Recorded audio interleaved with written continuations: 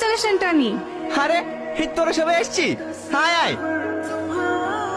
Tony, তোকে তো আজ বিশাল হ্যাপি লাগছে রে। হ্যাঁ ভাই, তুই ঠিকই ধরেছিস। আমার হ্যাপি থাকার কারণ হচ্ছে এই যে যে আমার জীবনে অনেক সুখ এনে দিয়েছে। তুই তো বিকারি সুখী হয়ে গেলি। আমি যাকে ভালোবাসি সে তো আমার সাথে সারাদিন কাজই করে, আমি এবার কি করে সুখী হবো বলদিনি? কি হবে আবার, তোর ভাই আছে না? আরে তোর জন্য মেয়ে আমি দেখবো, কি বলিস তোরা? কি রে, বিয়ে পড়াবে কখন? এখনো তো কাজী সাহেবে আসেনি। কি কাজী সাহেব এখনো আসেনি? এই তো দেখো তো কাজী সাহেব কত দূর আসলো। সালমা, এটাই লাস্ট সুযোগ। কাজী সাহেব এখনো আসেনি, তুই তোর মনের কথাটা বলে দে। না, আমি বলতে পারবো না। দেখ, তুই যদি টনিকে সারা জীবনের মতো পেতে চাস তাহলে তুই তোর মনের কথা বলে দে গা। টনি, তোর সাথে আমার কিছু কথা আছে। হ্যাঁ বল। কি রে, কাঁদছিস কেন? টনি, আমি তোকে অনেক ভালোবাসি। তুই এসব কি বলছিস? তুই ঠিক আছিস তো?